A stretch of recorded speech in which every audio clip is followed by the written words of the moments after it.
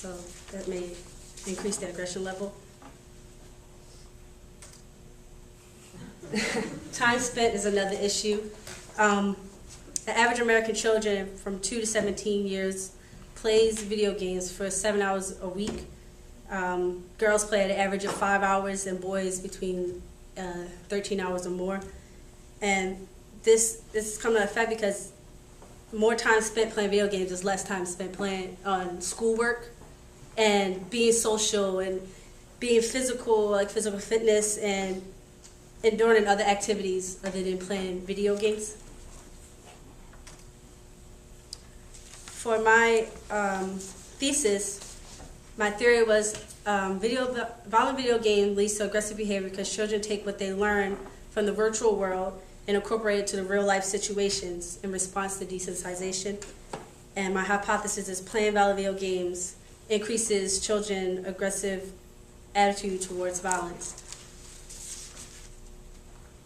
So in order to determine that, I conducted a survey that I did at Port Richmond High School. Basically measured the demographic information, the gender, et cetera. But I used 3 variables. One was belief, which asked a question like, violence solves every problem. Attitude towards violence is when I have issues with someone, the first thing I want to do is fight. Or empathy, when I see a kid upset, it really bothers me. And what I got out of my results, there is, in most of the cases, males are more likely to show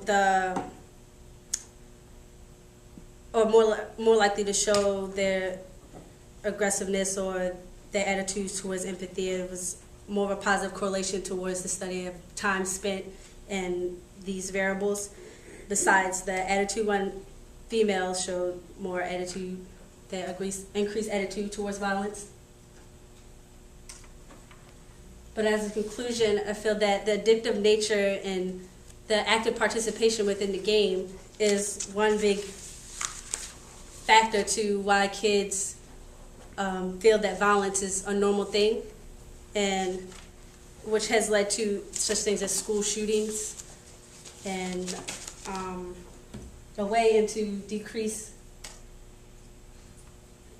this is to limit the playing time, check the age ratings, parents to be more involved in what their children are playing, and require kids to do homework or their chores first, limit their time in playing the violent video games, and hopefully this will show a helpful way to decrease their aggressiveness.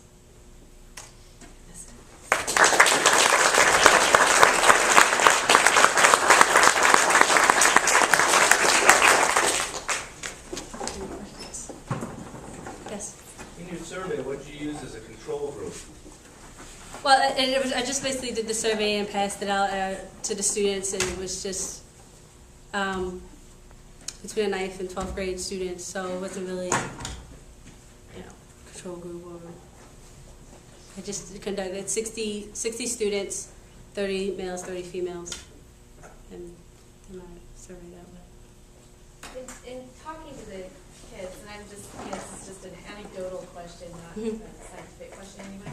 Do they seem aware of this problem that you're presenting them with? Are they in denial that these games are affecting them adversely, or do they seem concerned about it, or even aware? Well, especially from the area, Port Richmond area, it's not a support area, and most of the kids there, I'm not just saying that video games are the main effect, but such as neglect, abuse. So some video games is not really seen as affecting them in their aggressive behavior. So I think that contributes to it in their neighborhood and how much violence they are exposed to besides playing video games. So that plays a big factor in it.